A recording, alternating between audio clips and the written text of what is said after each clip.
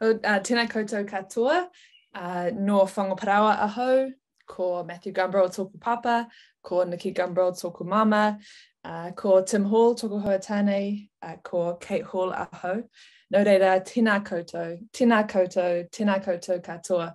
Welcome everyone, welcome to my little office space in the Hibiscus Coast, which is just north of Auckland.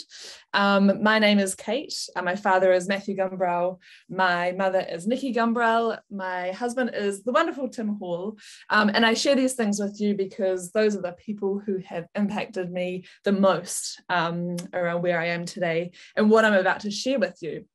So a lot of you would know me as Ethically Kate, and I wanted to start by just putting it out there, bearing it all on the table. You may have all these different expectations or assumptions about me, but I still have plastic in my pantry. I could go and show you now. I could take the camera and go show you now. I still have a lot of plastic in my pantry you'd be surprised about. I still, the other day I had a really conflicting situation with my father-in-law when he bought me a present that I didn't need and I didn't handle it very well. I have heated conversations with friends.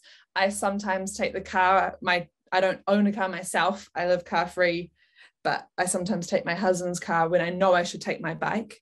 And I share these things because I want you to know that I do the things, I have the issues, I have the internal thoughts and emotions that I'm sure all of you do have, but I simply try my very best to live in a way that respects and protects people and the planet.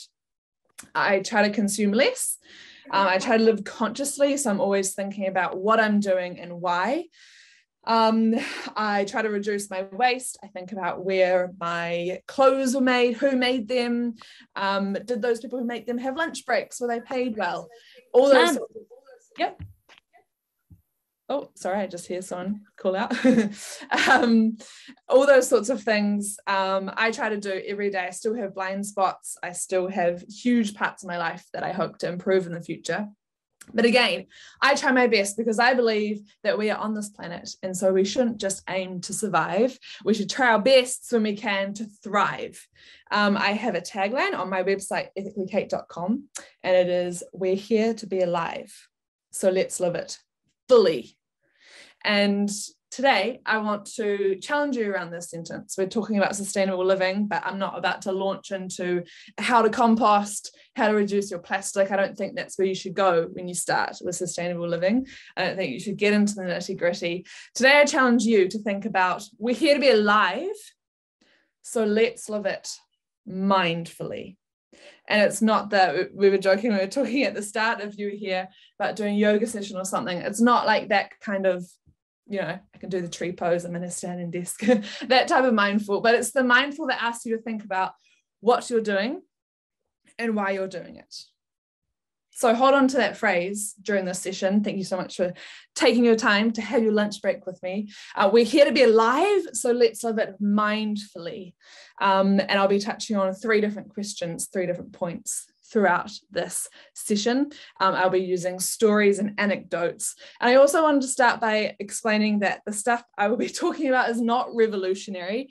You know, our grandparents probably did a lot of these things and had these mindsets. A lot of Indigenous cultures we have a lot to learn from. So it's important that we think, you know, people go, oh my goodness, Pinterest perfect, like glass matching pantry. What a great idea. That's not a new concept. Also often not a sustainable concept to get new things. But this stuff isn't new. You know, if we were here, if it was 60 years ago, we wouldn't be talking about this topic. But we are here. We are here to be alive. So let's live it mindfully. A few different housekeeping topics. You would have heard at the start instructions around the chat. I talk with my hands and I'm an in-person person. I wish that you were here right in front of me, but the chat section is the best that we have. So I'd love for you to ask questions, to shout out. I'm sure there's some incredible knowledge. Actually, I'm not sure. I'm 100% certain that there's some epic knowledge within these people who are currently live here, and also people watching this recording back. So please don't be afraid to use the chat section. To test you around using the chat section, I wanted to ask you just a really, really simple question. Could you tell me one thing that you currently do that's a sustainable action? You could have your water bottle beside you, write that in there. Think about one thing that you have done that is a sustainable action. One thing you currently do in your life. I'm looking at the chat section. Can you see the chat section? One thing, pop it in there. Awesome. Hydro Flask drink bottle, refill home products, amazing. Buy no new clothing, awesome, apart from undies. Undies are quite important. Switch to shampoo bars, awesome. Composting, Naked Men Families Clothes, bulk bin store. Brilliant. I love all these things. It's music to my ears. Reduce plastic when shopping. Incredible. You guys are just already onto it. I can just walk away. Bike to work, awesome. And how good is that for ourselves as well as the planet too, right? We'll touch on that later. Bulk bin store, bring own bags, plant lots of trees. Yes, Lisa. Help events divert waste. Yes, that's brilliant. I actually currently am looking at taking some compost from my local cafes, so that because I need it for my garden. It's a selfish thing, but also to help them divert their waste. Water bottle. Look at all these brilliant things. If you're not looking in the chat section, go back and look because this is very inspiring. Sourdough bread. You're making me hungry for lunch.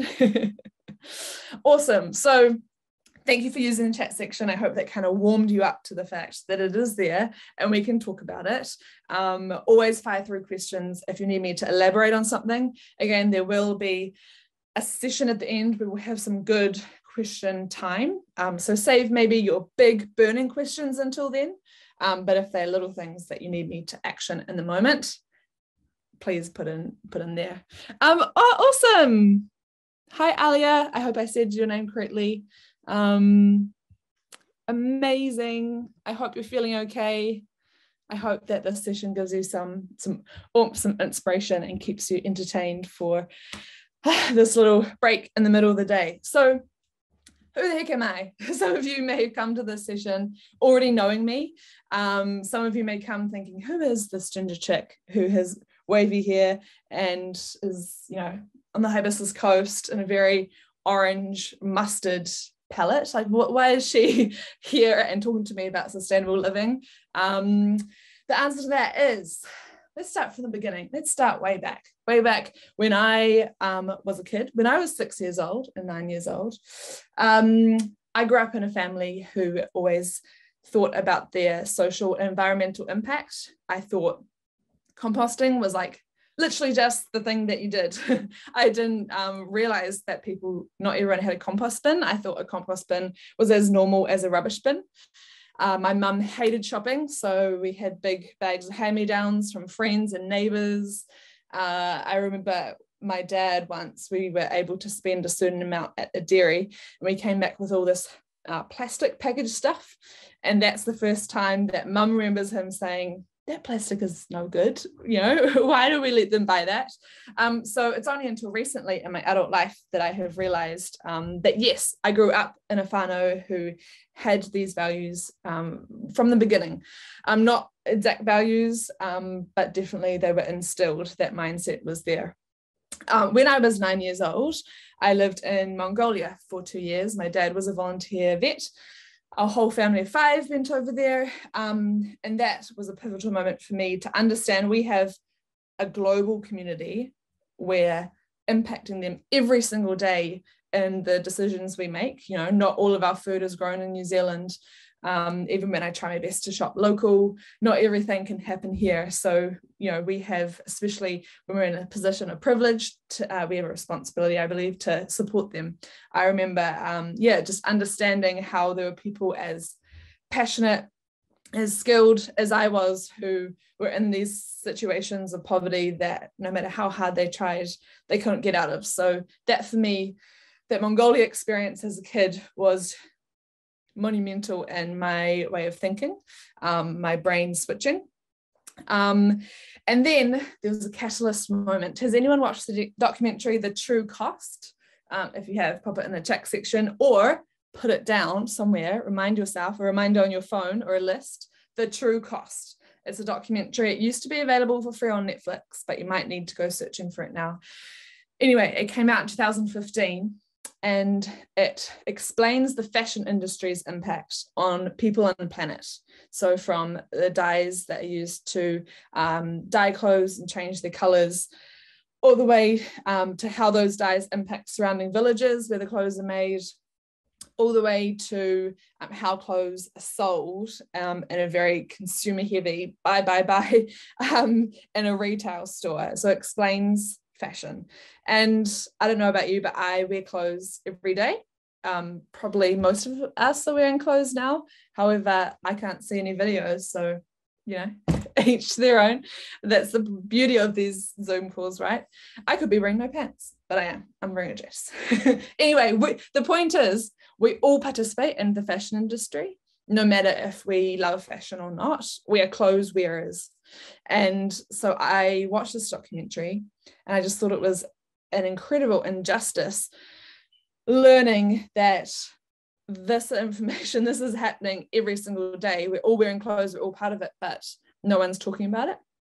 So I just started sharing. I'm a communicator. I love sharing points with people and talking and having conversation and discussing. And I took those conversations into my immediate community, but also online. I used Instagram as my main platform to start tagging and talking to brands, asking them questions, heroing brands who are doing epic things around sustainable fashion, heroing secondhand fashion, as someone said they already partaken in the chat section. All of that. So I just started sharing about that online, and it turns out people liked to listen. I then, you can't really ask who made my clothes, what are my clothes made with, where will they go when I'm done with them, without then asking who made my food, what is my food made from, where will my food go at the end of its lifetime when I'm done with it, where will my food scraps go, what about this packaging, like when you buy a can of tomatoes, you think like all I need generally is just the tomatoes inside, but I'm forced to buy the can on the outside as well. So what do I do with that? Because I don't need it. Where does that go? All those kind of questions just snowball and to this day I'm still going, like, what about that? Where does that come from? And I'm sure I'll still have those continuous moments. So that's kind of a background into why I've turned up here today. I started working as a freelance writer for sustainable companies, for online media platforms like Stuff News Hub, local newspapers, radio slots, just anywhere I could talk about sustainable living. I talked and I shared. I now find myself with my business Ethically Kate going into corporates and doing similar talks like this to inspire the employees to think more sustainably in their personal and business decisions. I also go into kindergartens and high schools.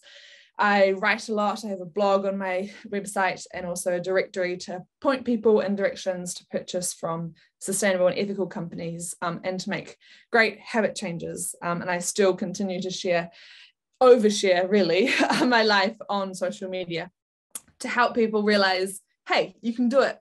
You just have to try your best. Again, I still have plastic in my pantry.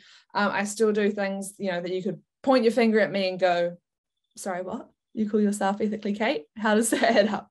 I just try my best because I believe it is a privilege to live completely within our values, a time privilege and a cost privilege. And I'm just helping people to, again, we're here to be alive. Let's live it fully. Let's live it mindfully. And I think living in a way that respects people on the planet is the best way to live. I've had so many selfish benefits, which I'll talk about in my third point in this session.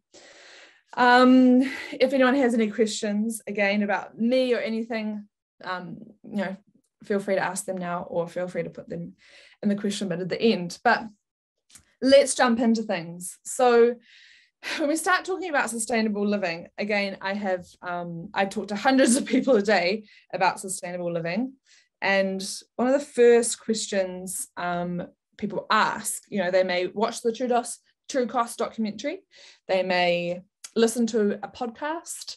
They may watch a documentary about David Attenborough and get really passionate about looking after the environment through that means.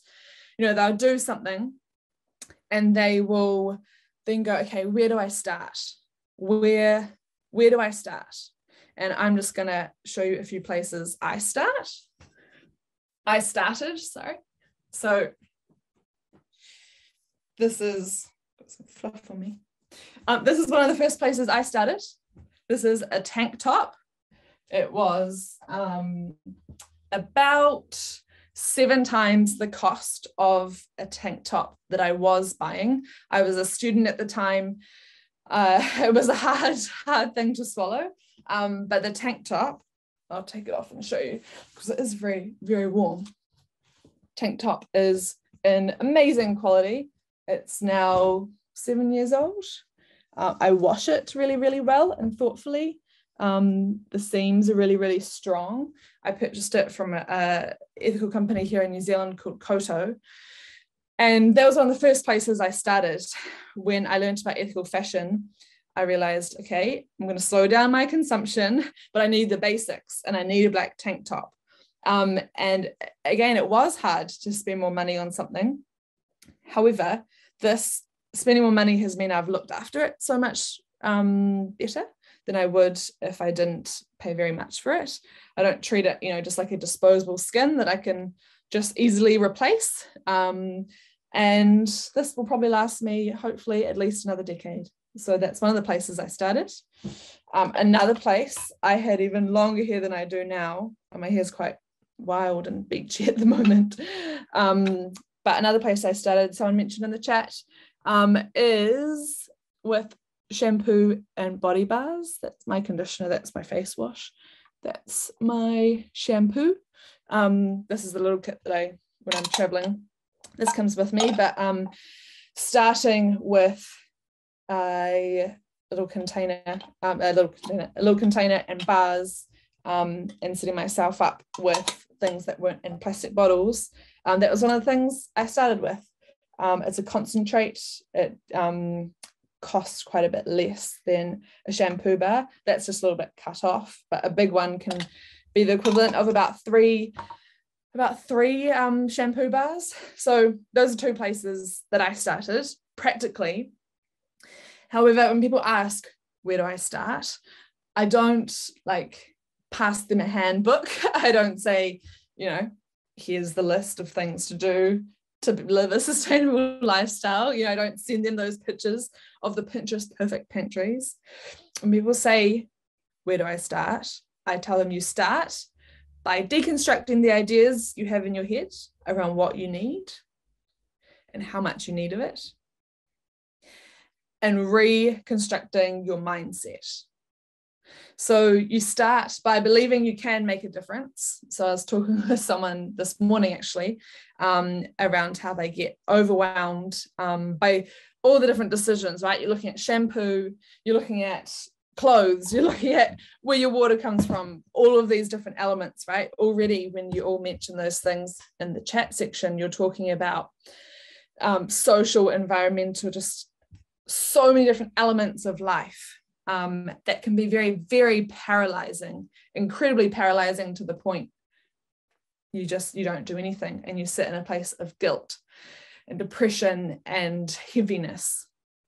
So when people say, where do I start? I encourage them to start with their mindset. Start by absorbing information like the True Cost documentary, like, you know, if you're a podcast listener, this is my workplace and my bedroom's right across the way. So I don't have a commute. I hardly listen to podcasts, but, you know, if there's a time in your day and you like listening, podcasts. If you like watching, you know, Netflix, so many online platforms. There's an online app called WaterBear, which only has sustainable documentaries. That's really inspiring. Lots of little clips. WaterBear is a really awesome platform that is great to watch. If you're a book reader, read books. It's all about changing your mindset so that you can action and do those habits. there's a saying that I'm probably going to get completely wrong. It's quite a beautiful poetic saying, but the simple actions we make, the action itself doesn't make a huge difference, but the act of doing it is changing the system. So when people often ask, is it best to buy a locally made pasta in a plastic wrap, or is it best to buy a Italian made pasta in a bulk bin store? We can spend hours and hours, days, unpicking the impact of both around shipping at places, all those types of things. But I've genuinely been asked that question quite a lot, and I just say, it's up to you and your values. No one has the same value set, and secondly, your energy spent on that one thing is probably best spending on being alive and enjoying life and focusing on bigger targets, on changing systems. So anyway, we're talking about, where do I start? I sat down with my grandparents probably about 3 years ago, and I was writing an article on them for an online media platform called Eco Warrior Princess, which is a great source of info. And I sat down and I asked them, where did you get your food? Where did you shop? What type of rubbish and waste did you have? They were talking about how someone would come around with a cart with milk on the back and they would put it into bottles, and I was like, oh, that's kind of like my glass bottle return system at our local fruit shop.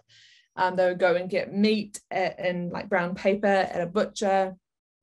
They'd go and get fresh produce every day, mainly because they didn't have great fridge mechanisms and things, but they would get produce and bring it home, or they grow things if they could.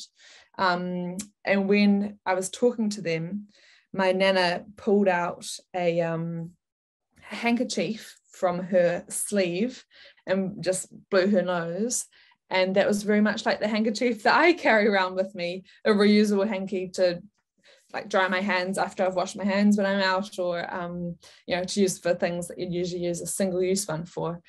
So one of the reasons why I share that story is starting by talking to other people, by talking to our elders, by talking to people from different cultures, is a great place to start.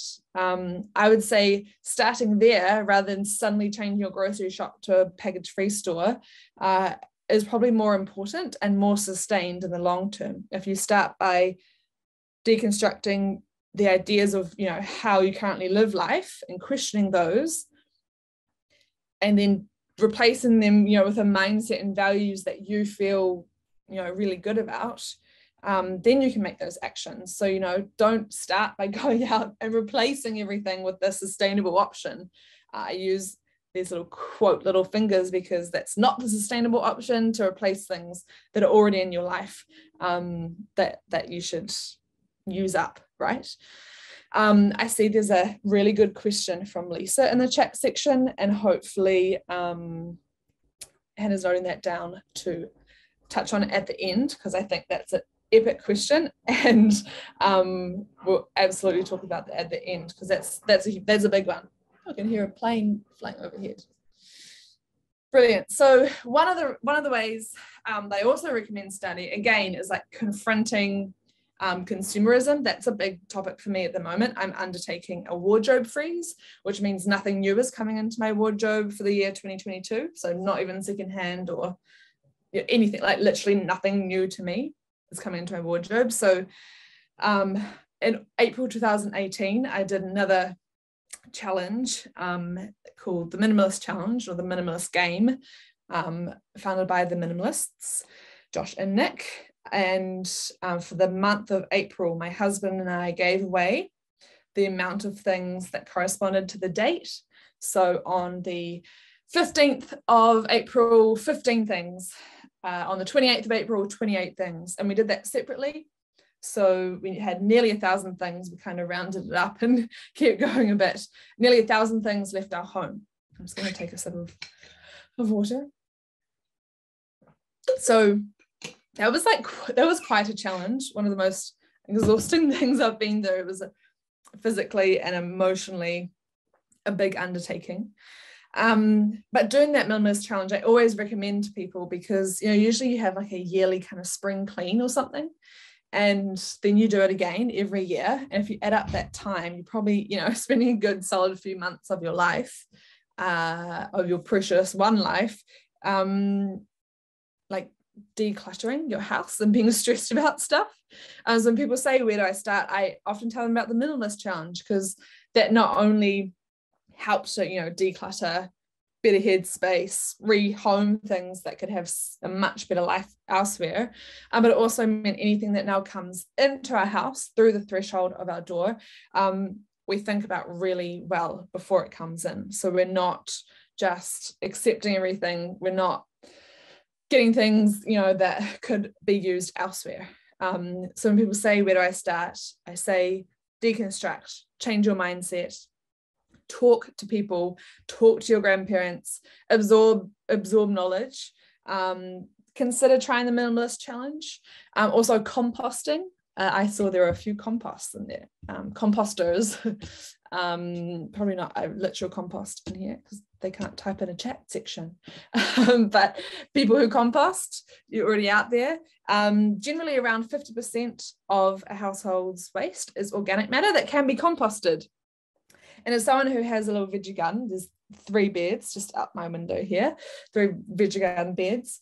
Compost is just such a valuable resource. When you throw banana peel or something in the bin, it's like throwing several dollars out the window because it turns into great soil that people actually buy at shops to put on their gardens. So if you can reduce 50% of your household waste, and not just reduce waste but actually make something incredible, then that's a huge win and a good place to start. I recommend doing a rubbish audit first so you know what you have. And even people in rentals can have, there's all sorts of solutions now. I have friends in tiny, tiny little boxed apartments without balconies. I have people who are in rentals and have to move for work like consistently. There's so many different composting solutions, and a lot of them also, if you can't compost in your space, you can use share waste, which connects people with waste to people who compost. So for example, I'm on that site, only just recently have been on, but anyone local to me can bring me their scraps and use my compost. So that works really, really well. But yeah, there's lots of, to your point, Lisa, there's lots of little containers that are about this big that you can compost on your kitchen bench. It's more like a Bokashi system. There's all sorts, people do days of compost workshops, but those systems are out there, which is really, really exciting. So composting is a great option if you can do it. And to finish with my where do I start questions, less, quality, and consciously are my 3 words. That is kind of like my mantra when I'm purchasing things and doing things. Less, quality, and consciously. So when I'm going to buy something or something's coming into my home, those 3 words are the ones I hold on to. You'll notice that less, quality, and consciously are in that particular order. So I think a lot of people again think, I've got to go out and swap out my clothes with sustainable fashion. But that's not the case. Less, quality, consciously. Consciously is the 3rd thing on my list that I go to. So being the 3rd thing, less to me comes first. It's not sustainable if you don't need it. So hopefully that's a helpful tip for you to consider and implement in your life. Gemma's just put in the share waste thing. I saw Lisa put Bokashi has to go somewhere. Absolutely. And that's where share waste exists. It's a global scheme. And again, people, I know it works in action phenomenally. Also often people who live in small apartment spaces have, friends or connections or colleagues that have land that they can give it to every 6 months or however much, many scraps they use. But a few years ago, there weren't as good solutions in technology. However, it's just so awesome to see share waste grow and also to see the solutions grow. Awesome. And I hope Hannah's taken down all these great questions because they're big, big topics. I'm going to keep on going. Amazing. So how where do you start? I hope you have some actionable practical tips that you can consider and think about. But ideally, rather than, again, going out and doing something, purchasing something, just take a moment, think, look around you, do a rubbish audit, understand how much rubbish you have in your bin, talk to other people, ask how they live, all those sorts of things are good places to start that will actually have ongoing sustainable habits throughout your life, and therefore impact the people that you surround yourself with. Brilliant. How are we doing for time? Great. I love ShareBase. Every time I see the ShareBase link, I get a little like, oh, it's incredible. It just makes so much sense, the sharing system. Sharing of compost. I have a bokashi bin, a worm farm, a compost, nearly 2 compost bins. So I am really fascinated by soil and how we can turn our waste into a valuable product. Brilliant. So my next point is, how do I educate others? So when I asked at the start what you do, it seems like there's a lot of people already quite onto it. You know, you're already doing these things, you're here for a start. You're here, so you're at least interested. You're interested, you're doing stuff, and you're wondering, you know, how do I educate others? Often, again, I touched at the start, I have quite awkward conversations sometimes, or heated conversations with people, even though I've learned and thought a lot about how to talk to other people about this type of thing, my friends and my family. But there's always a nuance and a particular style to it that I think can be helpful and not helpful. So I'm constantly choosing when I speak up and when to be quiet and just do it. But I thought I'd put you in a situation, if you can picture this situation. If you want to close your eyes and picture it, then do that, or just think. Stop looking at the distractions around you and just imagine for a second we're out at a cafe together. I'm going to shut my eyes too, so I picture it in my mind. We're out at a cafe, and you go to get a smoothie, and you don't say no straw, so you just get the smoothie. You just order the smoothie, you don't say anything about packaging or waste or whatever. And I say I want a smoothie, and can I have it in a have here cup with no straw, please? Thank you so much. And we sit down, and they come out and they bring the smoothies out, and I have my smoothie in my reusable cup with no straw, or my reusable straw if I need one. And your cup comes out in a disposable. Often smoothies do, even when you're having in. Don't ask me. Anyway, it's a complex thing, but they bring it out, and so you have a smoothie with waste, and I don't. So in that moment, we're sitting down, we're opposite each other, and I go, oh my gosh, like, why didn't you ask to have no waste? Why don't you know that, like, you're personally responsible for killing the turtles? Like, let me show you this graphic video of a turtle with a straw in its nose. Like, that is just terrible what you did. Like, why did you even get a smoothie? You know, if you knew that you were gonna get so much waste with it. I asked for a reusable. I'm far better than you. Like, why, you know, what's your issue? Like, that's terrible. Do you have no kindness and compassion to the world? So that situation's just happened, and I want you to write in the chat section how you currently feel.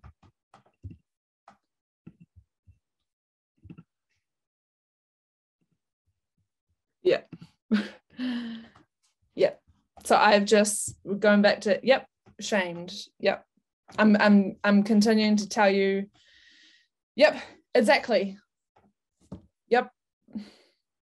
I'm continuing to tell you, you know, I'm better than you. You're a terrible person. Yep, attacked. I have literally just verbally attacked you, right? And Fiona's already touched on this, but would you want to like go grab a smoothie with me again and have a conversation? Sad face to that. Would you? Not really. No. Absolutely. Absolutely. Yep. Claire, Maya. Yep. No. So, yep, absolutely. No smoothies. No smoothies again. So I share that scenario because I can also imagine, like if I literally imagine, and you're all literally, you know, sad face, you feel shamed and guilty, you may be like literally cowering, kind of trying to like physically move away. You may actually stand up and walk away. Like I feel like I would probably do that in that situation. And as Fiona said, you wouldn't want to continue having a conversation with me, particularly about that topic, but about anything, you know. In that moment that I've shared all that, I've put up a wall. I've set a wall, and there is no back and forth or openness of communication between us anymore. That's gone. Yep, it's gone. Terrible, right? Like I even feel terrible even, you know, saying and putting you in that you know, virtual scenario. But I don't know about you, but those situations do happen. I've seen them online, I've seen them in person, and I think they're really scary and terrible and absolutely not okay. Because I think it is never, no matter how close you wear your values to your heart, like on your sleeve and openly, it is never, ever okay to talk to someone like that.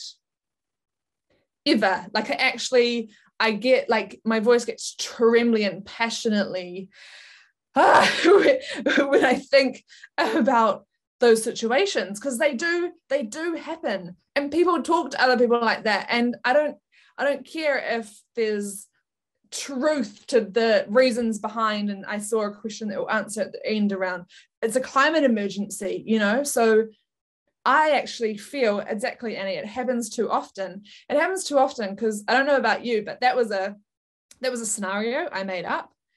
But inside, when I'm talking to some people, and sometimes when situations happen, especially if I'm tired or hungry, I get hangry, I want to say those things.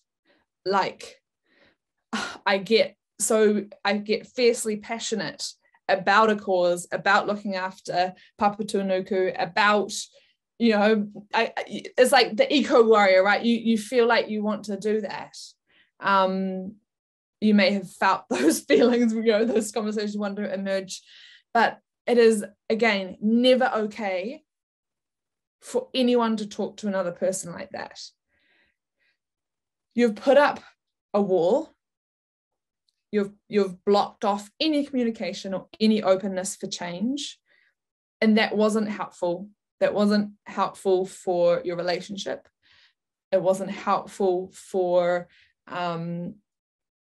even producing waste. I'm sure that person probably will go on to produce far more waste to spite that conversation, right? Yep, I think Claire's nailed it.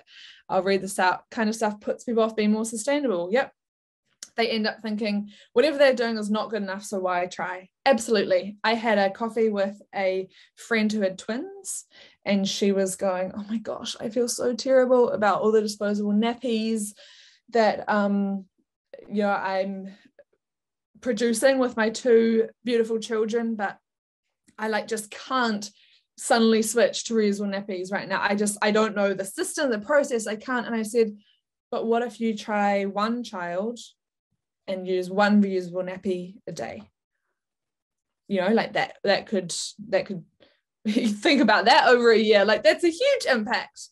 But then she's going, oh my gosh, firstly, I hadn't thought about that, but secondly, she's done things like that, and then she does something else. So she may, you know, use reusable wipes on her children, turn up to a cafe, you know, have a smoothie that's in a plastic cup, and then people go, I thought you cared about the environment, I thought you used reusable nappies, what are you doing with that cup? It's like this all or nothing rhetoric, and I hope that by the end of this you realize that that's really unhealthy for our climate crisis, and it's really it's toxic. Again, we're here to be alive. Let's live it fully. I don't think those conversations have any part in living it fully and living it mindfully. So when you go back to how to educate others, you don't educate others through that cafe scenario. I think that's clear, right? I would argue that you don't try to convince someone of something. Like when people say, how do you convince someone of something? How do you tell them? Like I say, like you don't, like you shouldn't try to like convince someone of something. You show them. You show them what to do.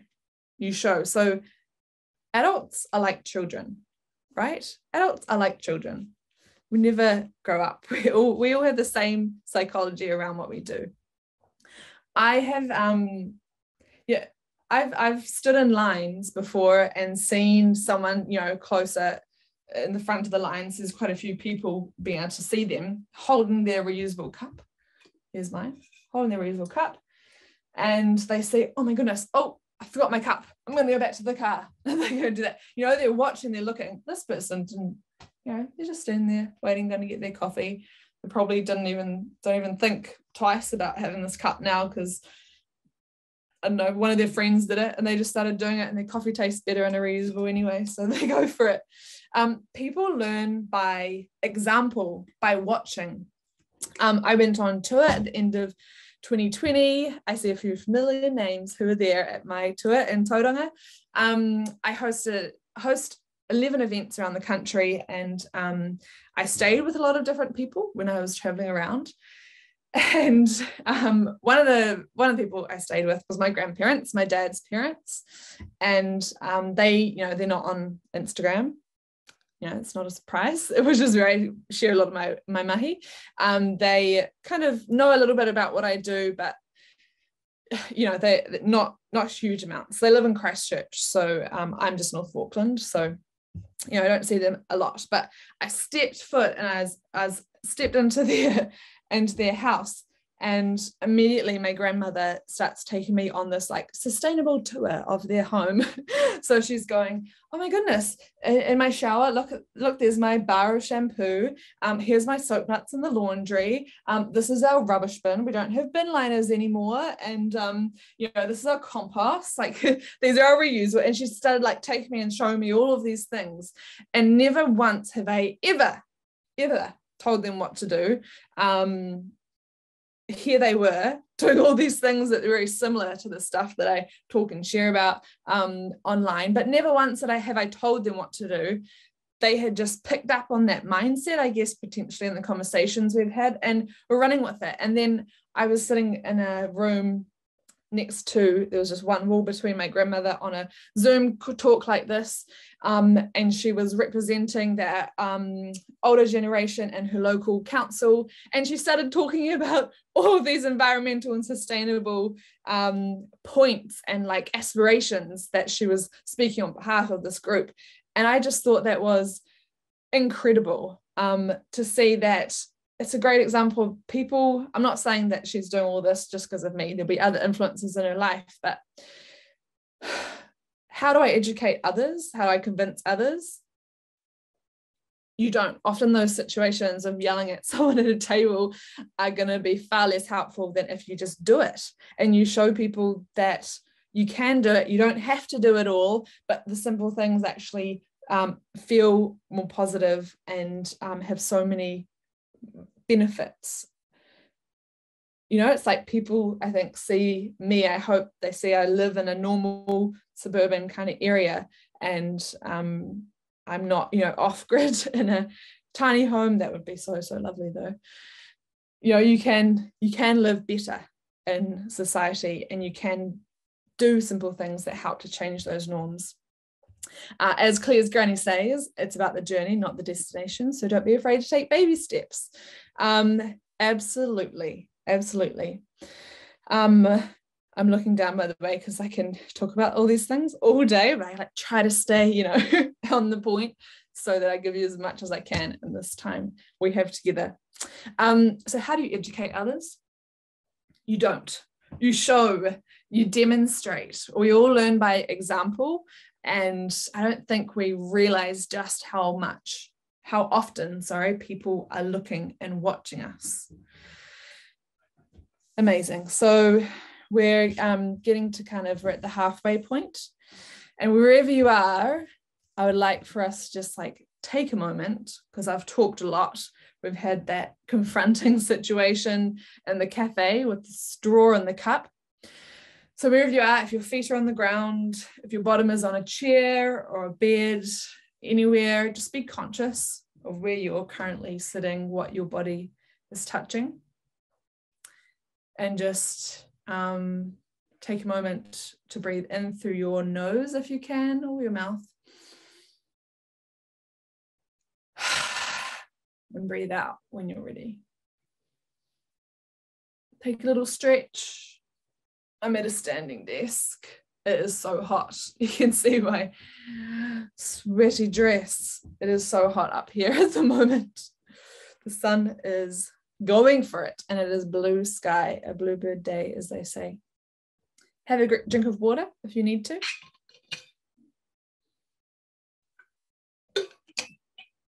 Perhaps you're eating your lunch and this is your lunch and a show kind of situation.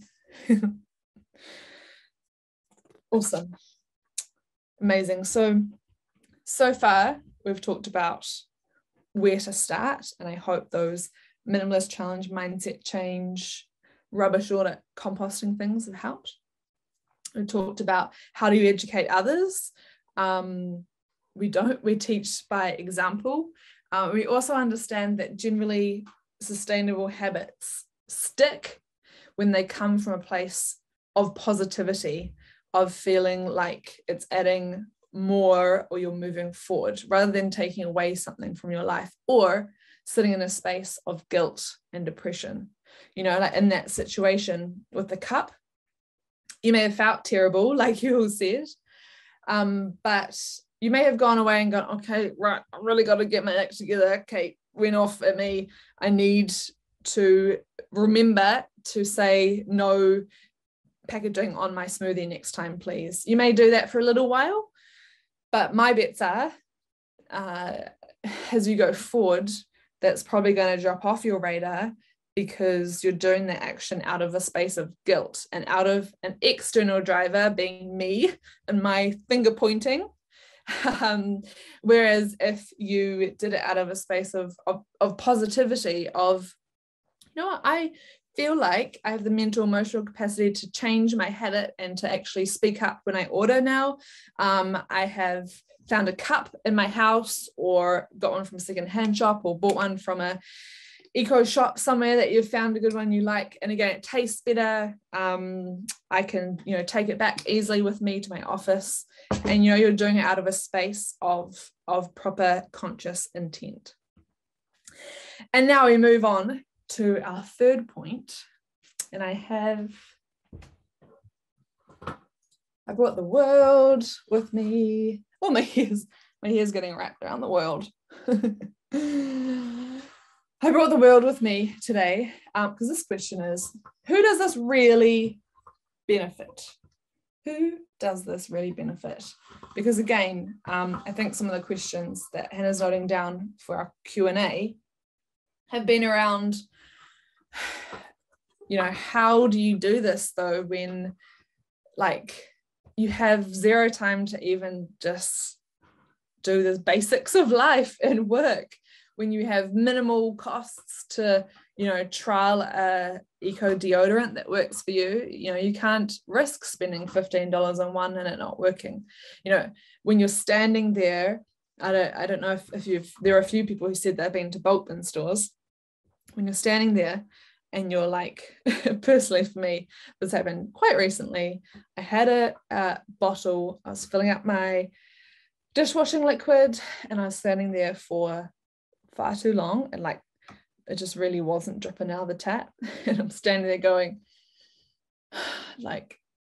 who does this really benefit? What's the benefit of me taking what felt like half an hour? It was probably a minute or two out of my day to refill my dishwashing liquid rather than buy one with another bottle? Who does this really benefit? And I keep going back to this question because it's important to have motivation to keep going and understand it benefits people, other people, planet, and yourself. So in this question, who does this really benefit? I'll talk about benefits the planet. It benefits other people, being you. I do a lot of these things for you, and myself. So who does this really benefit? The planet. Yes, love that action. It benefits the planet. We know these things. We know that less landfill means more space for other great things. We know less rubbish looks way better on a beach. We know when there is more biodiversity and mixture of animals, that the environment and people are all far happier. We know, and this is a stat that I learned in 2020, but has really just stuck with me. In David Attenborough, you may all know of David Attenborough potentially. He's 94 now, nearly 95. In his lifetime, the amount of wilderness on our planet, so on all these lovely countries, the amount of wilderness has shrunk from 66% to 35%. So think about that for a hot minute. That's one person's lifetime, just a blip in the scheme of things, a blip. It shrunk from 60, the amount of wilderness on the planet shrunk from 66 to 35%. And that's quite, there's all sorts of statistics about our oceans, about our rubbish, about poverty, which all interconnect with each other. If you think of those, who does this really benefit? Yes, living in a way that respects people on the planet, living more mindfully. Again, we're here to be alive, so let's live it mindfully. Benefits the planet. I won't harp on about this because we know this. I was actually, when I was staying in Tauranga, I stayed with a family who have a business doing compost workshops and all sorts of amazing garden things, called Crafty Gatherer. You may know them, Tess and Marco. Am I talking to locals? Anyway, I stayed with them and they had some trees on their property, and then next door was an avocado plantation, or there were quite a lot of avocado trees, and you could see the difference in their crops compared to the ones who use pesticides and things. You can literally see it. You can literally see, who does this benefit? The land, the planet looks far better and healthier when people on the planet are kept in mind. You could literally see the difference in their place. Who else does this benefit? It benefits other people. So for me, I have a few reusable things that I take around with me. That's a container I fill up my lunch and food in, or most recently it housed some compost when I was away in Ohope with my family, and I took home all of our compost scraps to my compost. Anyway, when I take these reusables, I'm not just doing it, to reduce waste. I'm actually doing it as a sign of respect for you, for Liesl, Stephanie, Sophie, Fiona. I'm doing it as a sign of respect for you, because I personally would love for you to enjoy and thrive on this planet. I would love for you not to have to pick up my rubbish when you walk along the beach. I'd love for you to walk along the beach, with future generations and go, let's go for a swim, rather than, I used to be able to swim in that ocean when I was a kid. I do this for you because, I believe when we live in a way that respects and honors people and planet, we're all thriving, and it ties into, all sorts of things. A great example of a company who considers both people and planet is All Heart NZ. They work with the top 1% of corporates in the country to redirect their waste and reduce their impact. So one of their main services is taking stuff. So let's say, hypothetically, in New Zealand has 600 offices that they need to, they're redoing up, they're putting all new stuff in, new desks, new color scheme, let's do this. All that stuff that's in there would often be sent to landfill. No, it's rare that someone would sit on Trade Me listing it all individually. But All Heart NZ come in, and the company in New Zealand would pay the exact same amount as they would if they were sending all that stuff to landfill. And All Heart NZ redirect it to community groups who need it. So they've reduced like over 4 million tons of waste redirected, from landfill. They've supported, nearly about 400 community groups around Aotearoa. So you're thinking a lot of these impacts, a lot of these businesses, a lot of these habits and actions we do actually benefit people and planet. So it's benefiting other people, but also reducing and taking things from landfill. So that's just a lovely little example of All Heart NZ, who are a charity and are doing epic work, and show how you can hold the two things together.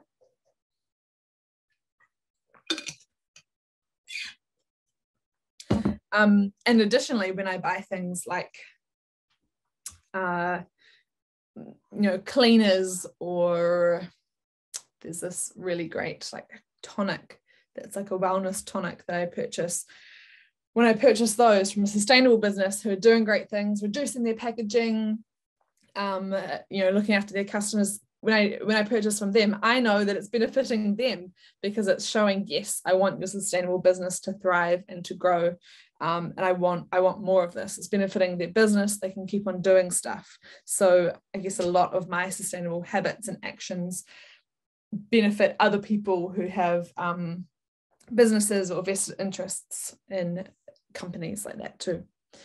So when I say, I've mentioned this quite a few times during this chat, but when I say that sustainable living really does benefit me personally, I absolutely mean it. Like, I don't think someone could convince me of doing anything in a huge way, unless again it helped me to thrive and to bring me joy, because we're on this planet, we have life. It's a huge privilege to be alive, and to be, particularly in New Zealand, I personally think.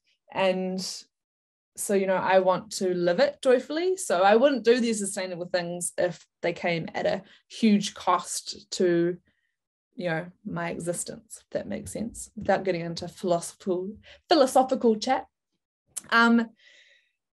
So I personally think, and again, there's a few chats about this, when you fully embrace a zero waste or sustainable mindset, generally, on average, and again, we're talking about imperfection, we're talking about a zero waste mindset, not a zero waste rubbish bin.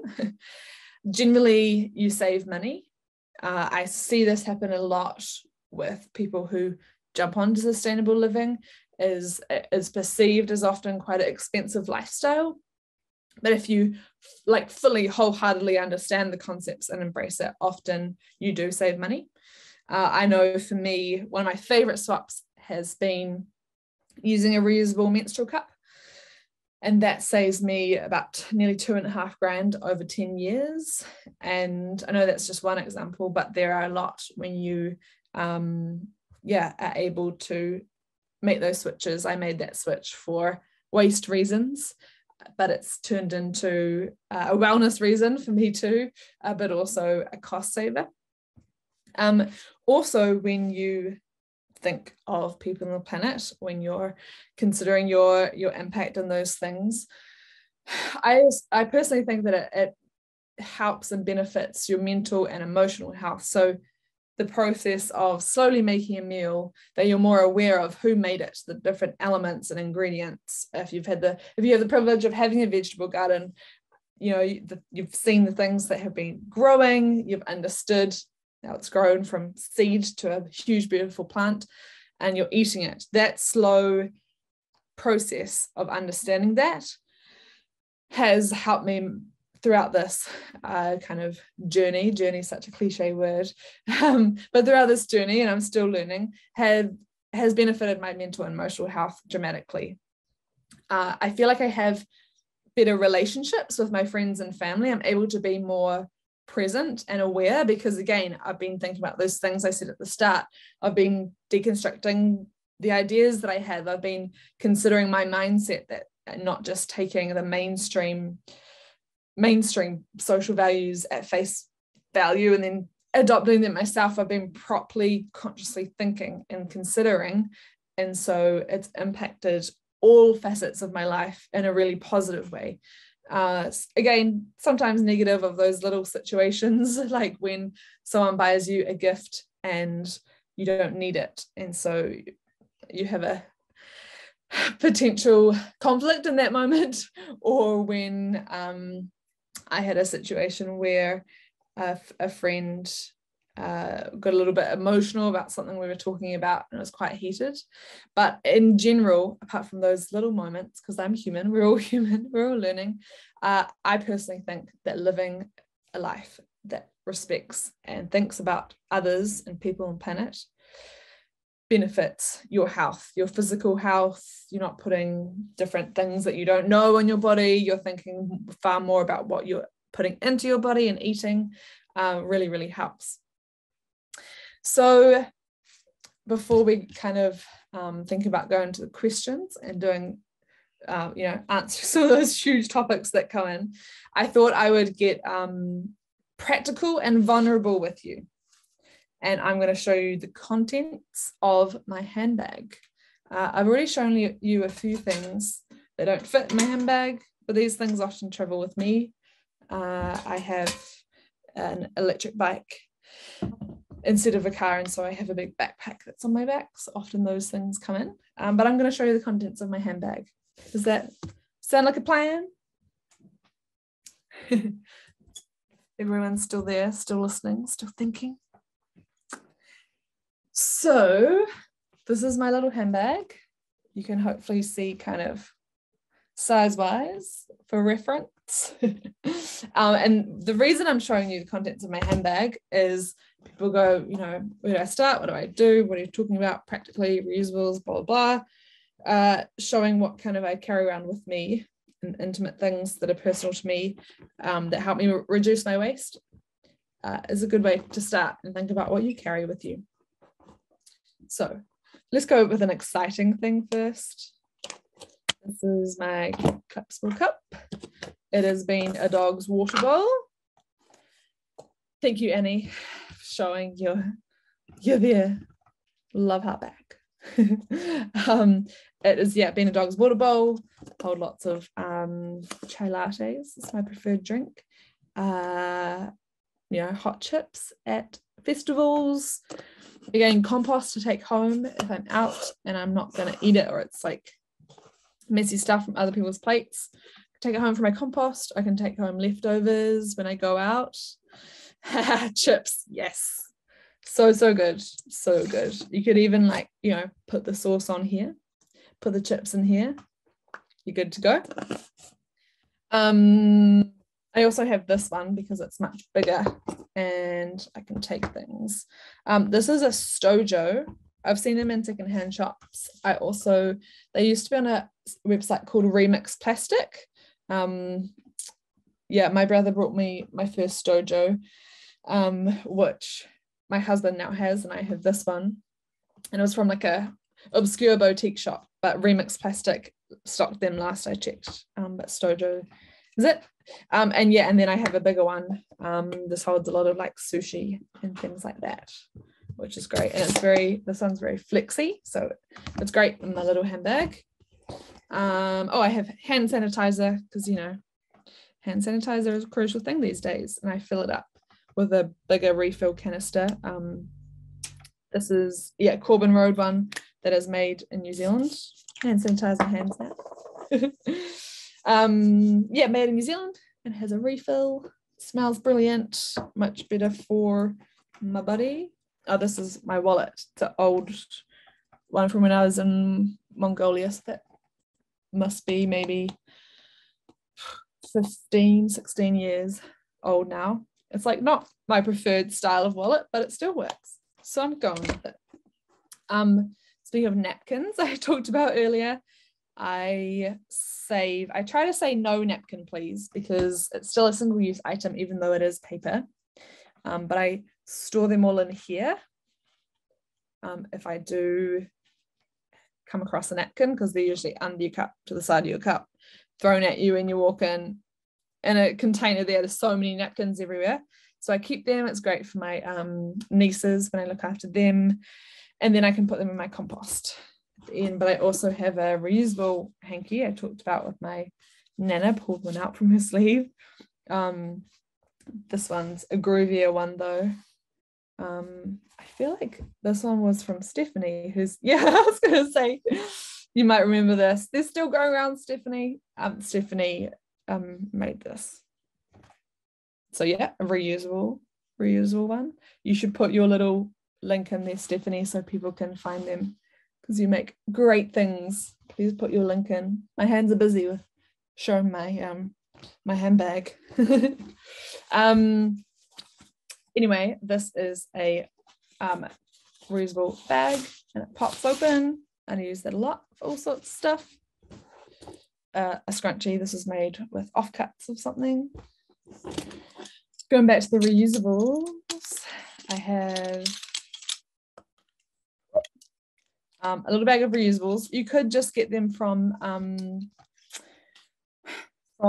your cutlery drawer or a secondhand shop. I have these lightweight ones. You know, got to travel light, got to think about these things. And I have 2 pairs, you'll see. So like this is the whole set. And then I have a little spork. So when I'm going out and someone's jealous, you know, that cafe situation, I can actually offer someone else a reusable. I carry a straw, not because I personally don't need it. Remember, some people need straws to drink, but I carry a straw with me. Even if I don't need it, I give it to the barista or the person so they have it as a symbol to remember, because they're in a system, they're in a flow. It's not their fault if they just stick the straw in, you know, that's their job. And so giving it to them helps remind them. We have a conversation about it. Also, Stephanie's put her website link in there. One small change. My glasses, sunglasses case made of repurposed fabrics from clothing at secondhand shops. Old pens and pencils. Chapstick, lip balm that is in a home compostable container. I'm still using up some things, like look, this at the very end, some things that I wouldn't buy again, but again, I'm not going to throw them out. They still work. I should use them, right? So that's old lipstick. I'm still using it up.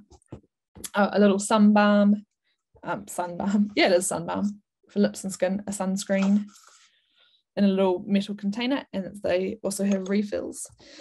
Talking a lot. Hair ties, that's pretty much it.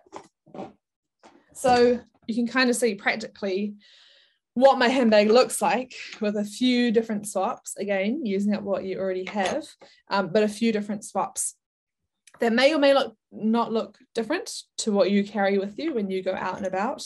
But these things help me because reduce my waste. It's easier when I'm at my home, right? You know, I've already bought the things there. When I'm out and about, I can battle. That's my drink bottle too. Always take everywhere.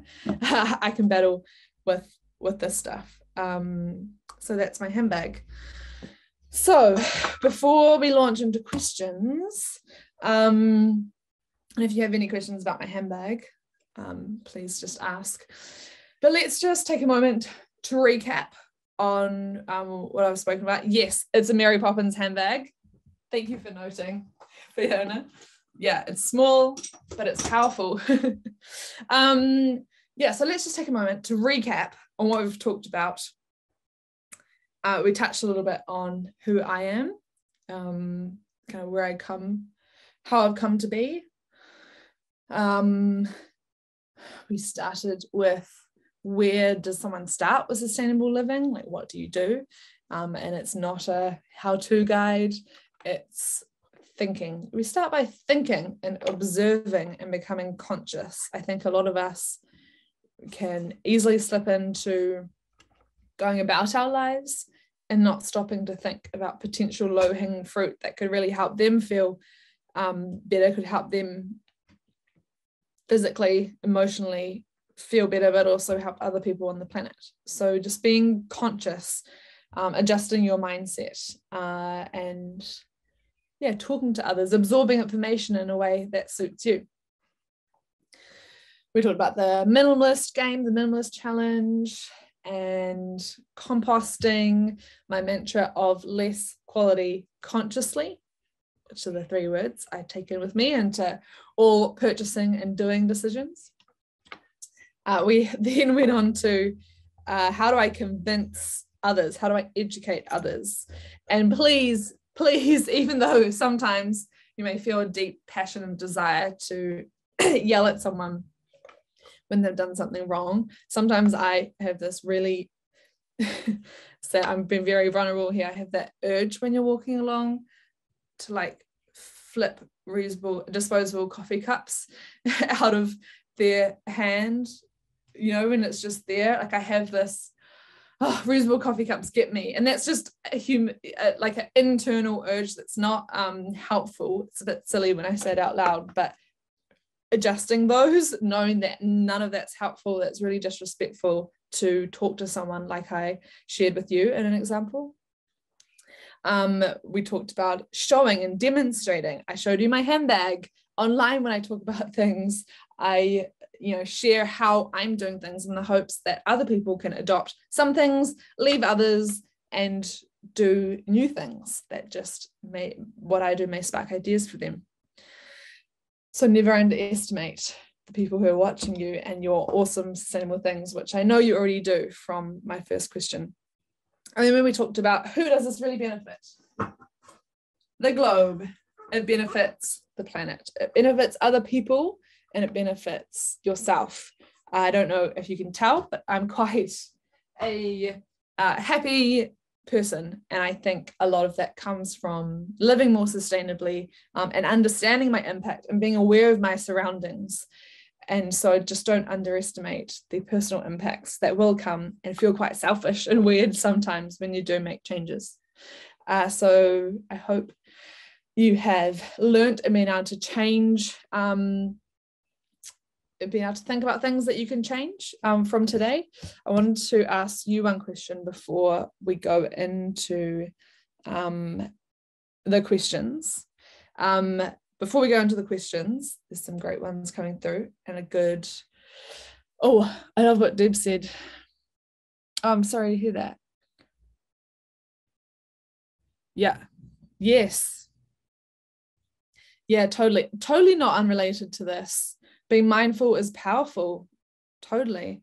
And also, I don't know if you have found this, Deb, at the start when you do it, it can feel really taxing and full on. When I first started trying to make things from scratch, I was like, oh my gosh, this is ridiculous. But as you do it, as you learn more about it, as you do it bit by bit, step by step, again, I think it was Claire said earlier, little baby step by baby step, it becomes just like a habit, just like brushing your teeth. But before you ask me any questions and we wrap up, I wanted to ask you one question.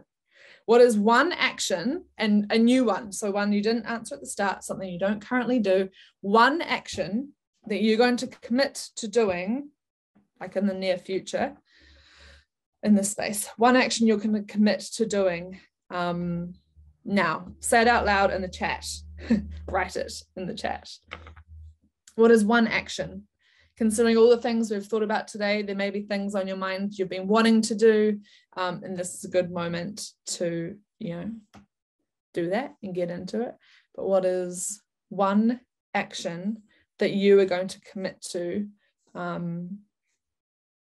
start doing?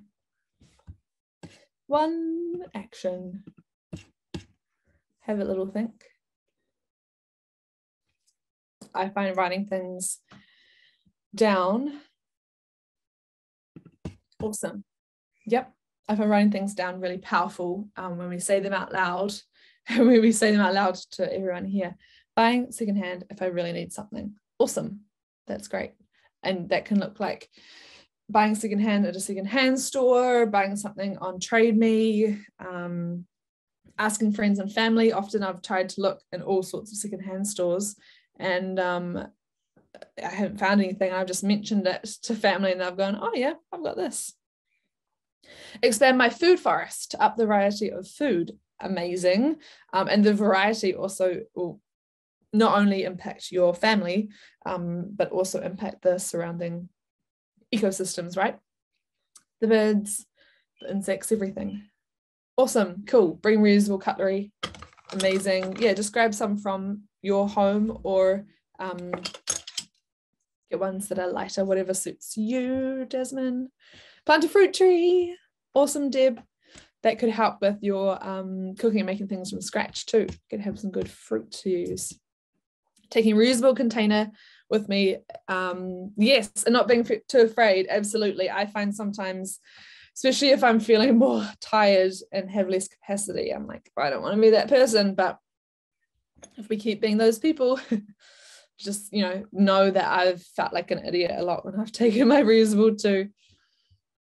Yes, totally, Hannah, that's great, having spare cutlery for people, going through items and figuring out. Yep, awesome. And like for me, when I did that, Radhika, I did the minimalist challenge not to become a minimalist.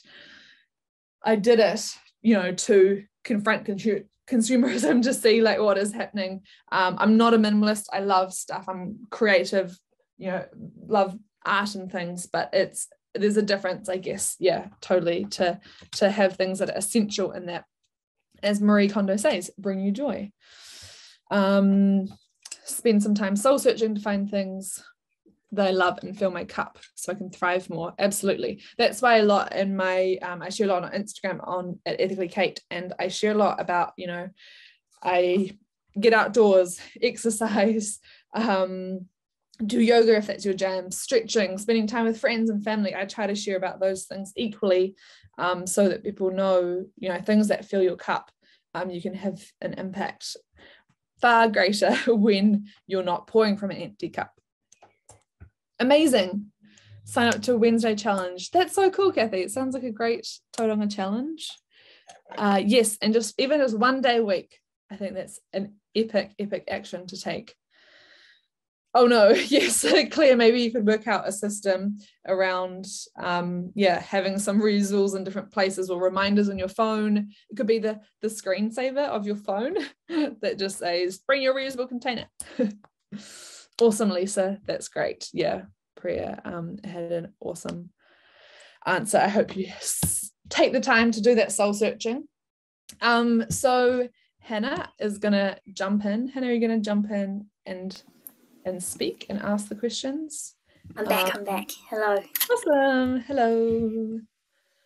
Well, thank you so much for that, Kate. I always feel so inspired and excited about sustainability when you speak. It's really cool. Oh, it's a pleasure. I just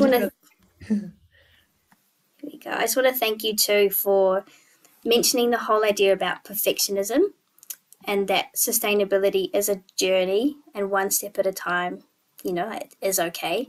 I think that's really important. And I love that you also mentioned about leading by example. I think that can be really powerful rather than trying to use words to encourage people. It's good.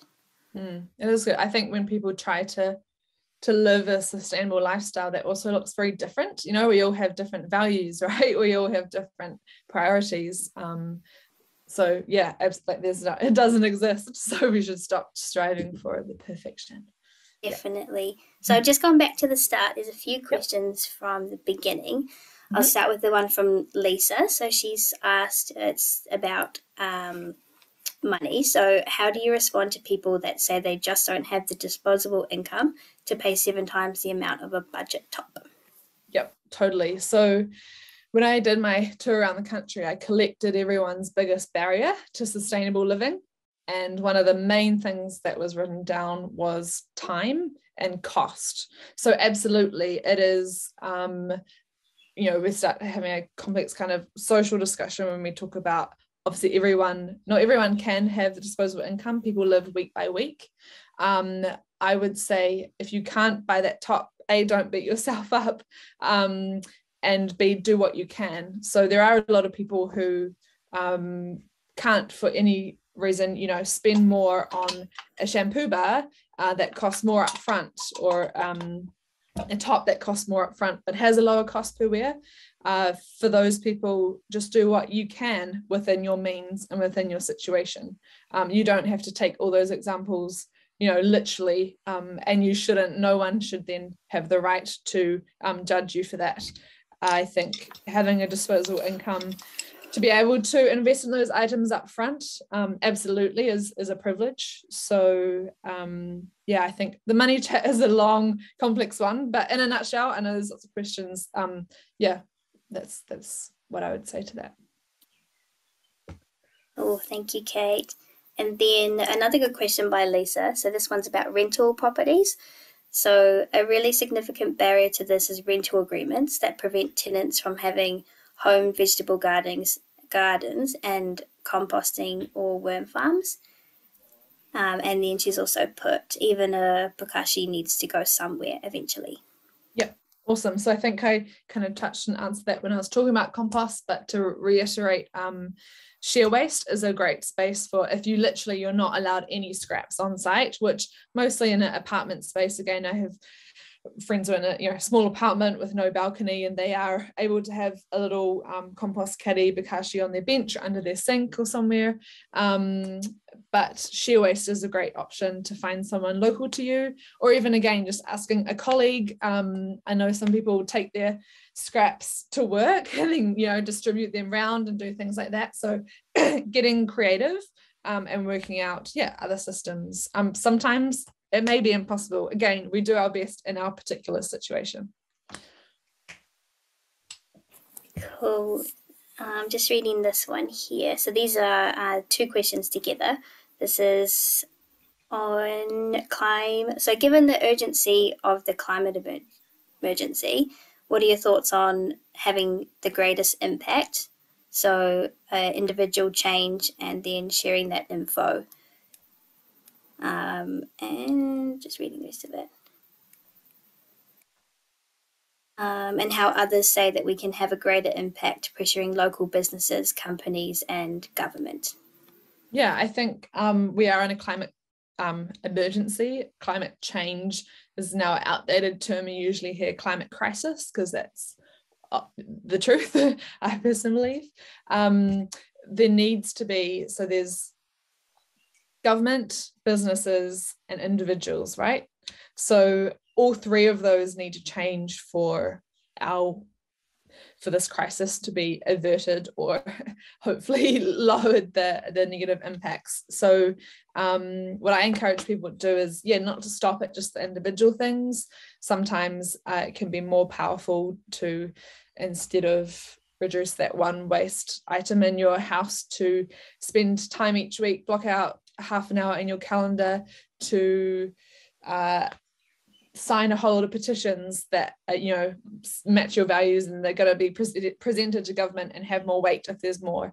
To submit your views on. There's a few submissions currently open around waste levies and recycling. So take time to input into those, which then will help your individual actions actually be easier and less expensive.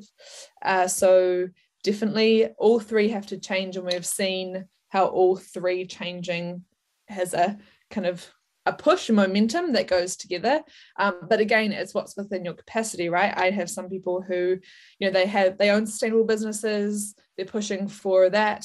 Some people work in government, they're doing that. They may not go shop at package-free stores, but they're still implementing change from those levels. So I think we all need to, work out where our passions are, where we can make the most impact within the means that we have. Hopefully that answers your question. Awesome. And I love this next question. It's kind of coming from the younger generation. So what do you think are the best things that a passionate 6-year-old and 9-year-old can do to have big impacts? They're happy to get people on board and get vocal. Awesome. Cool. Well, I love the get vocal part, because to me that's the most amazing thing that I see when I go into kindergartens, is that when we talk about composting, when we talk about our rubbish, when we talk about our clothes, that then you go and talk to your friends and your family about it. So just having those conversations and learning more. And a great thing to do is to compost, to check the compost, to make sure things are happening and working well, to wash and dry your recycling really, really well. Some simple things that can happen around the home, to do things like when you're in school and doing a project, to choose something that's on the lines of sustainability, to keep that front of mind so you can share that with your classmates and have that as a main topic. There's so many different things I've seen kindergartens do.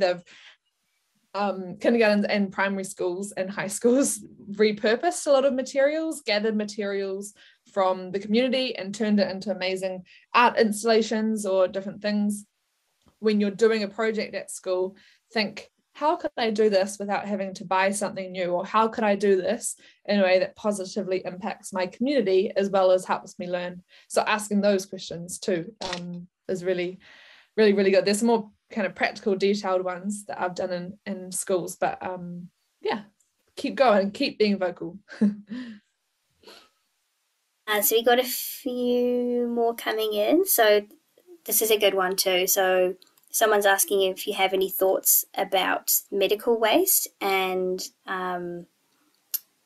what else did they say? Yeah, and ways we can work towards less of that. Yeah, the medical waste is often unavoidable.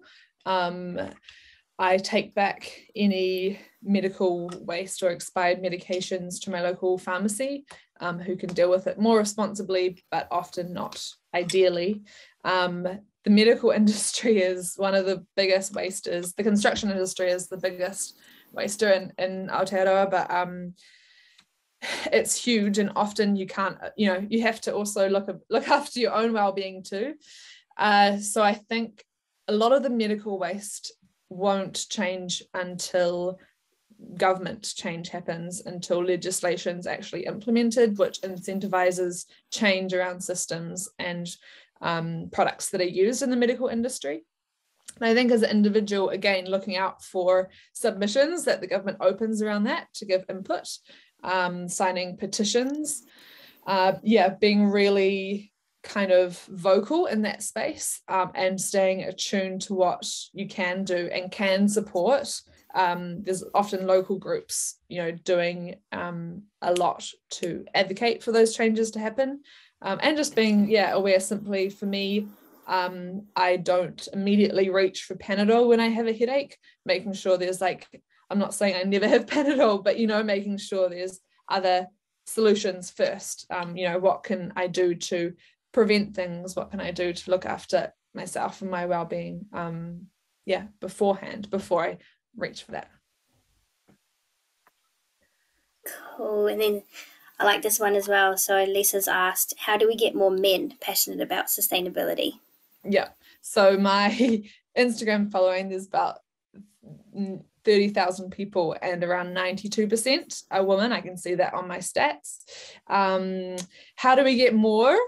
I'm trying to encourage all the sustainable men in my life to keep talking and heroing it, including my husband, who shares a lot with me. And I've noticed there have been more men involved when they see him doing stuff too, because, you connect to people usually who you relate to more and in your situation.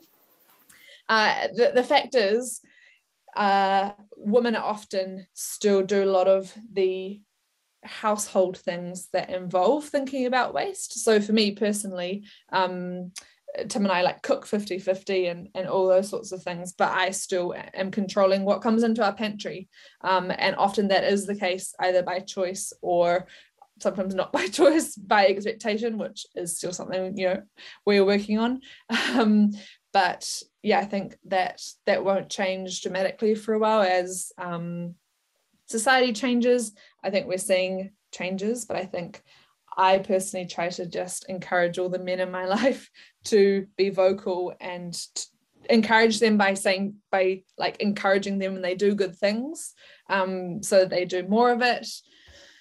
And I think I mean, there's no quick answer to that, but I'm very acutely aware of it when I go to events and when I host events and things, the amount, who's in the room and who's not. And I think it's not just men who aren't, there's other groups of people that need to be in the room who are not, and we really need to work on changing that. Awesome. Just scrolling down to the bottom. I like this one. This is a question that I'd also asked earlier too. It's always interesting to know if you have any advanced challenges. So what are you working on right now in your sustainability journey? Sophie said that she feels like she's quite far in her journey, but knows there's always more to learn. Yeah, and that's a great one because I always have a list of things that I'm working on and projects. I try to have a list of things so I work on each one at once, because I can often feel like I'm only working on my life rather than in it. So last year we switched our bank to Kiwibank, which I personally found to be the best in terms of ethics and where my money was, aside from keeping all my money under my pillow. I also changed my KiwiSaver. So those huge things where a lot of your money is going, we talk about vote with your wallet, but it's different to buying a $3 bamboo toothbrush to, like, if you have the privilege of savings and KiwiSaver, that's different too. So thinking about those types of things. I'm also currently, so I changed those things most recently and I feel good. It was a lot of admin, the bank one. I'm currently we looked at our insurance provider. So we're kind of, a lot of our bills are going each month. I'm changing our electricity provider, and that's kind of the main one, electricity. I wrote a blog around how to consume and shop for the most sustainable electricity.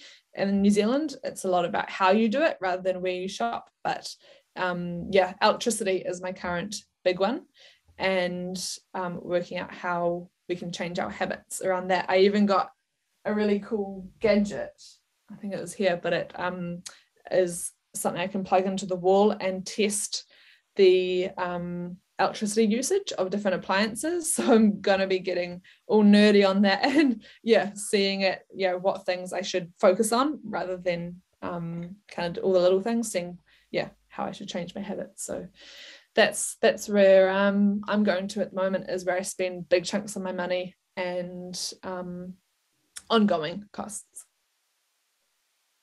Yeah, that's super interesting. I love that you mentioned about the investing side and KiwiSaver. We had, I think it was last week, as part of Sustainable Backyards, we had a ethical, sustainable investing korero, and I think it was really interesting to learn a bit more about that. And that's kind of where a few people are, like, learning more of that side of things. So it's really cool. There's so many, it's all elements of life, right? You just kind of go through all elements of life and slowly change them and then go back to them, because we learn new things and we may want to then change again with more knowledge.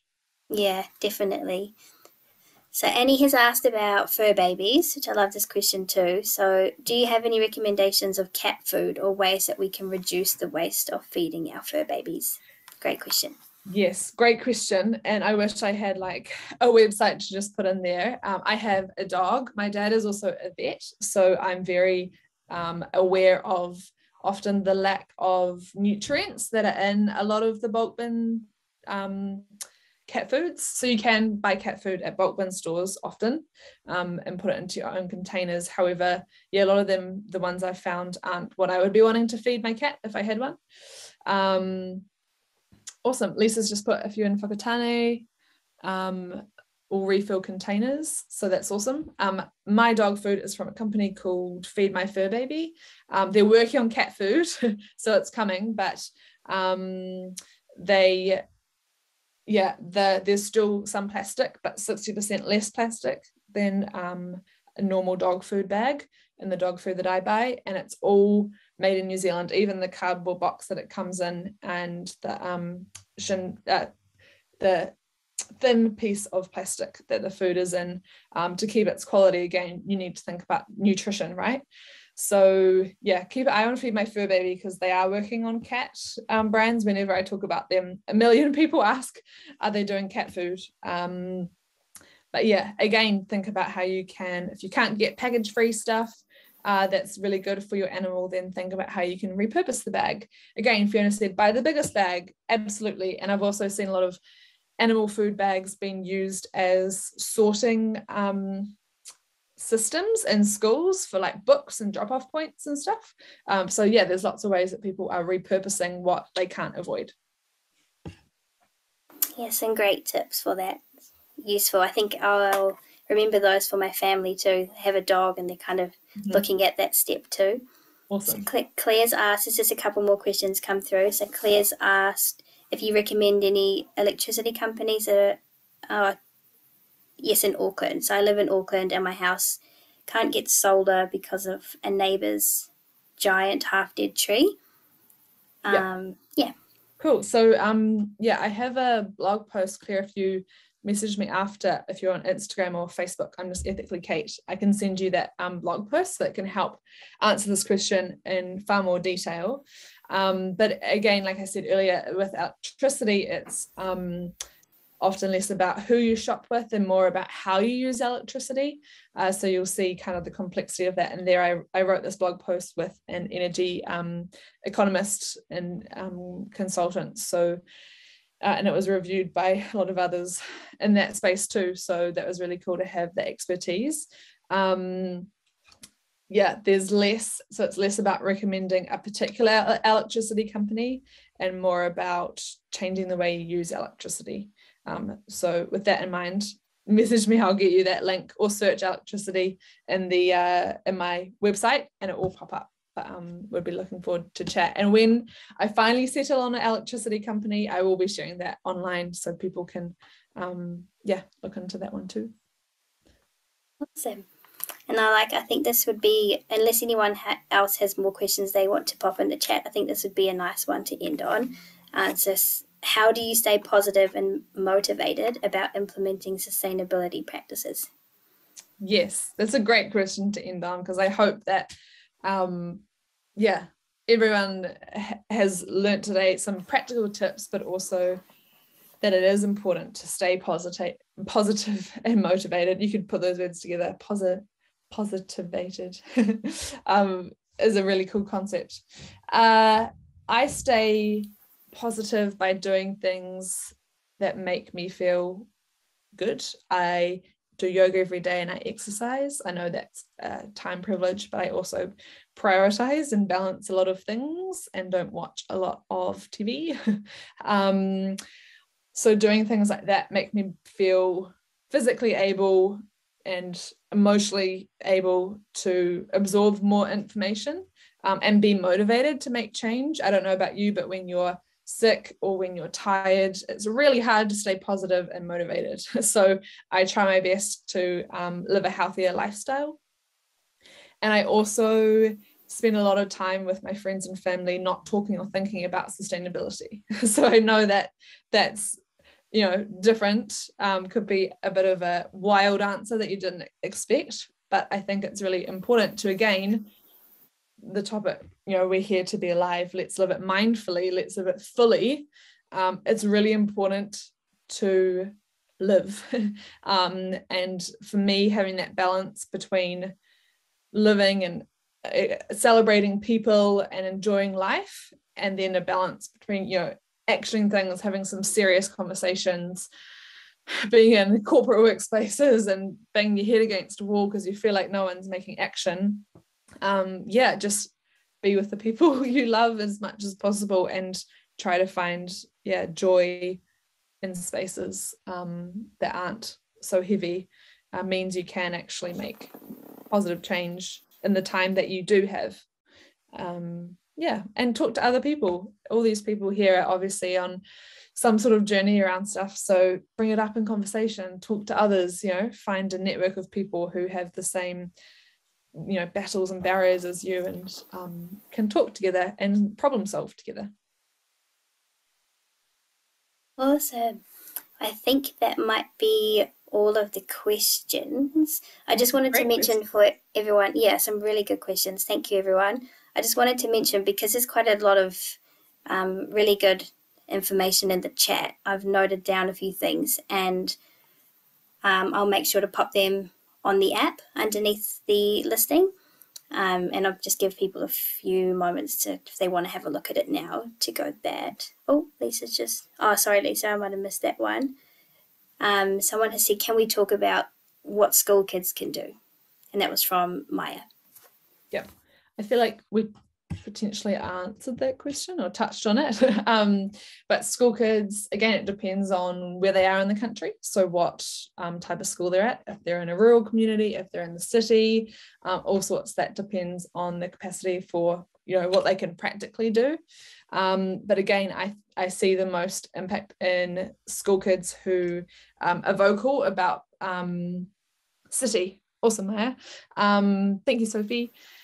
So if you're in the city, if you're in, I guess what I'm about to say applies to all schools, hopefully, is that to create and show the leaders of the school a demand for sustainable system change. So if you want to have a compost bin at your school space, you know, if you want to have better recycling bins, that makes it easier when you're out in your lunch to do the right thing. That's awesome. Lisa's just said the exact example around having different collection points and waste schemes, and creating that demand and showing that demand to the principal, to your teachers, and talking about it. There is so much power, I think, also in twisting when you have a project and you have some creative control around it, you can choose a sustainable topic or something that's actually going to make an impact. So, you know, if you had